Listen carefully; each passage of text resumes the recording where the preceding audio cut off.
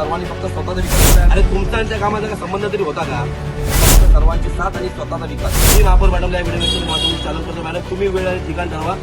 On video आम्ही तुमची माफी मागायला तयार आहे जर हा रोड पूर्ण झाला असेल तर. जय महाराष्ट्र. मी सचिन साळुंखे, मनसे शहर सचिव, मीरा भाईंदर शहर. आता काय आपल्या मीरा भाईंदर महानगरपालिकेच्या निवडणुका लागलेल्या आहेत. 15 जानेवारीला निवडणूक आहेत. मला असं वाटतं उद्यानंतर परवामध्ये सर्व पक्षाचे उमेदवार डिक्लेअर होतील. आमचे सुद्धा जे शिवयुतीचे जे उमेदवार आहेत ते सुद्धा मला असं वाटतं उद्या संध्याकाळपर्यंत लास्टच परवापर्यंत उमेदवार डिक्लेअर होतील.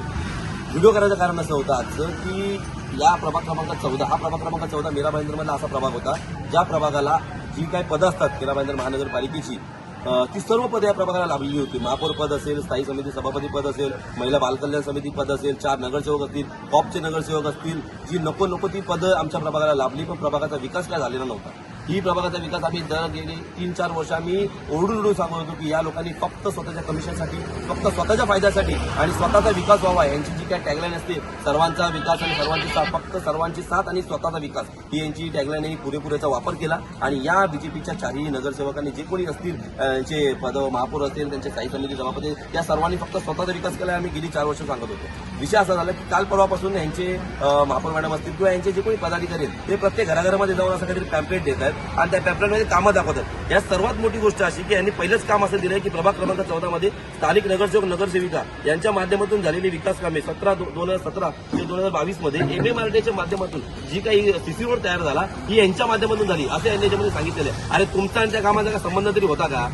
की हा जो काय मोठा सीसी रोड तयार झाला याचा तुमचा संबंध तरी काय होता? तुम्हाला माहित तरी होते का ते किती करोडचा खर्च लागला, कोण करतंय, त्याच्यामध्ये काय करते, आमदार साहेबांनी तिथे केलेले प्रयत्न होते किंवा MMRDA आणि महानगरपालिका यांच्या अंडरस्टँडिंगमधून झालेला रस्ता होता. तुमचा त्याच्यात काही संबंध नव्हता. त्याच्यामध्ये तुम्ही 17-7 कामं टाकलेली आहेत. आम्ही ज्या सेल्फी पॉईंट इथे मागे उभे आहेत, आज त्या सेल्फी पॉईंट आमच्या मागे आहे, त्या सेल्फी पॉईंटसाठी 2022ला मार्च 9 क्रमांकामध्ये विरोध केला होता. हा सेल्फी पॉईंट जेव्हा तयार होत होता तेव्हा हा सेल्फी पॉईंट तयार करण्यासाठी तुम्हाला 7 ते 8 लाख रुपये अंदाजे खर्च आहे. आणि हा खर्च जर तुम्ही स्वतःच्या खिशातून करत असाल तर आम्ही त्याचं नक्की स्वागत करू. पण हा खर्च तुम्ही मीरा भाईंदर महानगरपालिकेच्या नगरपालिका शहराची जी सामान्य जनता आहे त्यांच्या टॅक्स तुम्ही पैशातून खर्च करताय. त्यासाठी तुम्ही इथे खर्च करण्यापेक्षा याच बाजूला जे गार्डन आहे त्या गार्डनला सीसीटीव्ही कॅमेरा लावा, जेणेकरून जर इथे काही दुर्घटना घडली त्यावेळेला जर्सी बोरे येत होती, त्याच्यामुळे नागरिकांना त्रास होता. तो त्रास होऊ नये यासाठी सीसीटीव्ही लावा ही आमची मागणी होती. त्याची जी काही सुटलेली होती ते करा यासाठी आम्ही त्यांच्या अट्टास करत होतो. आम्ही त्यासाठी विरोध केला होता.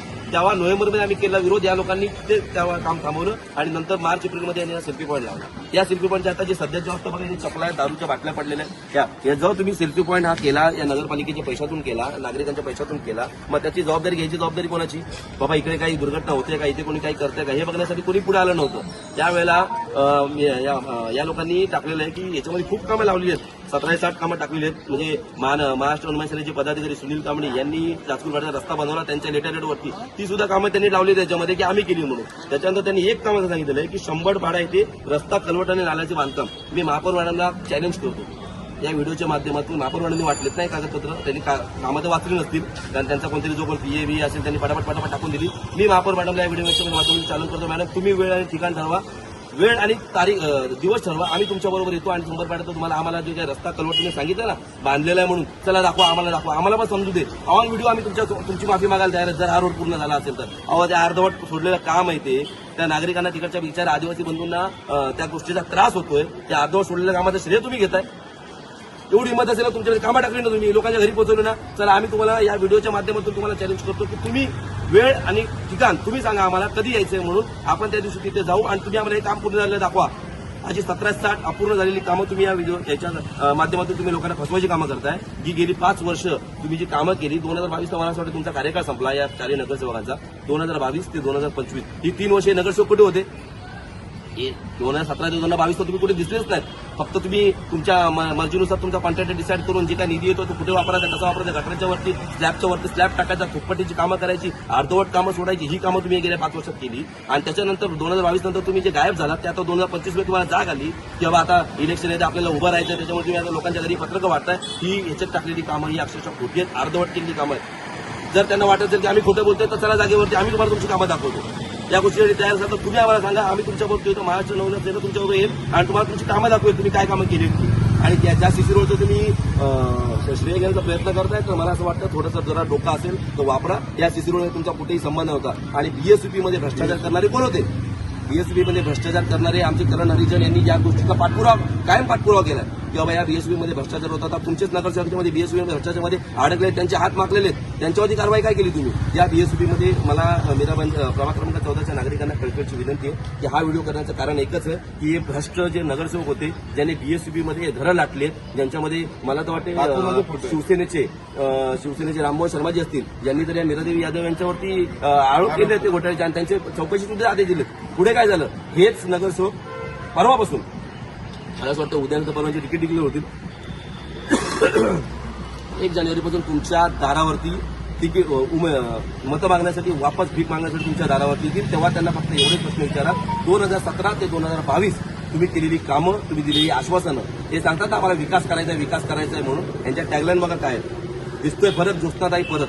2017ला काय असा फरक होता काय? किंवा माझा प्रभाग क्रमांक 14 असा कुठे मागासलेला होता की 2022 आणि 23च्या नंतर आम्ही एकदम भरभराटीचं आयुष्य जगतोय? आता जरा लाजा वाटू द्या. तो जेपीचा प्रभाग बघा, जेपी सिटी झाली ना जेपी, तिथे प्रभाग बघा तो कुठे होतो? आपला जेव्हा काश्मीर अस्तित्व होतं ना तेव्हा तिथे फक्त जंगल होतं आणि आज आपण तिथेच मरतोय त्या झोपडपट्टीमध्ये आणि त्याच्यामध्ये फक्त. आणि आज त्यांचा प्रभाग आणि तो जेपीचा प्रभाग आज लोक जेव्हा पळतात ना तिथे फ्लॅट घेण्यासाठी पळतात. या काश्मीरमध्ये प्रभाग 14 मध्ये कोणी यायला मागत नाही तुमच्या नाकर्तेपणामुळे. 5-5 वर्ष 10-10 वर्ष तुम्ही सत्ता भोगली फक्त तुमच्या फायद्यासाठी. तर माझं प्रभाग क्रमांक 14च्या नागरिकांना कळकळीची विनंती आहे, जेव्हा तुमच्या दारावरती मतं मागण्यासाठी येतील ना तेव्हा त्यांना हा व्हिडिओ दाखवा आणि त्यांना सांगा की सबसिडी तुम्हाला महाराष्ट्र नवसेनेने तुम्हाला चॅलेंज केलं ना अर्धवट कामासाठी, ती कामं पहिले पूर्ण दाखवा, आम्हाला तोंडावर पाडा. आम्ही तुम्हाला आता सांगतोय ना तुमची कामं अर्धवट आहेत म्हणून, आम्हाला तोंडावर पाडा, दाखवा आम्हाला तुम्ही केलेली कामं आणि या सीसी रोडसाठी तुमचे झालेले प्रयत्न. त्यासाठी या नागरिकांना मी विनंती करतो, तुमच्या दारावरती येतील नाही मतं मागण्यासाठी, यांना सरळ हाकला आणि त्यांना सांगा 5 वर्ष खाल्लीत ना आमच्या हक्काचा पैसा खाल्ला ना, आता पुढची 5 वर्ष नाही. आता ही पुढची 5 वर्ष मला असं वाटतं नवीन चेहरे जे कोणी असतील, आमचे शिवयुतीचे उमेदवार असतील, अजून पण नवीन उमेदवार असतील, त्यांना तुम्ही मतदान करावं आणि या अशा चोर लोकांना, ज्या लोकांनी भ्रष्टाचार केलेला आहे, ज्या लोकांमध्ये बीएसपीमध्ये यांचे हात माखलेले आहेत, या लोकांचे याच नगरसेवकांचे हात माखलेले आहेत या बीएसपीच्या भ्रष्टाचारामध्ये, या लोकांना निवडून आणू नका आणि यांना तुमच्या दारात सुद्धा उभा करू नका. आमच्या कॉम्प्लेक्सची आमच्या बिल्डिंगची जबाबदारी तर आम्ही घेतलेलीच आहे. आम्ही यांना आमच्या प्रभागामध्ये ते आमच्या जो काय आमचा एरिया आहे त्याच्यामध्ये आम्ही एंट्री देणारच आहोत. पण येणाऱ्या प्रत्येक नागरिकांनी जर यांना प्रश्न केले तर यांना कळेल काय होतं. हे येतात तुमच्यासमोर हात जोडतात, तुमच्यासमोर असे काहीतरी देतात, नागरिकांना टाईम नसतो की काय खरं काय खोटं. नागरिक बोलतात अरे ते 100 कामं टाकलेत, मग 100 कामं यांनी केली असतील का? 100 यांना स्वतःला माहित नसेल यांनी टाकलेली कामं, ही अर्धवट टाकलेली कामं आहे ती. त्याच्यामुळे या लोकांचा जाहीर विरोध करा. तुमच्या दारावरती आल्यावर ह्यांनी यांची खरी अवकात काय आहे यांना ती दाखवा की बाबा तुम्ही काय कामं केलीत आणि काय नाही केलीत. ती तुमच्या मागे आम्ही खंबीरपणे उभे आहोतच. निवडणुकामध्ये जो काय रिझल्ट असेल काही असेल, मी तुम्हाला शब्द देतो की 16 जानेवारीला निकाल काही असो, आमच्या बाजूने असो किंवा आमच्या विरोधात असो, 17 जानेवारीपासून महाराष्ट्र नवसेनेचे प्रत्येक पदाधिकारी तुम्हाला वापस रस्त्यावरती दिसतील आणि प्रत्येक गल्लोगल्लीमध्ये काम करताना फक्त महाराष्ट्र नवसेनेचे पदाधिकारी आणि शिवसेना उभाटाचे पदाधिकारी नक्की दिसतील. बाकी हे जसे तसेच निवडून जरी आले तरी पण यांना माहिती आहे की काय करायचंय, यांना त्या गोष्टीचा चांगला अनुभव आहे. फक्त या भ्रष्ट लोकांना वापस महानगरपालिकेमध्ये पाठवू नका, ही आमची कळकळीची विनंती आहे. तुर्तास थांबतो. जय हिंद, जय महाराष्ट्र.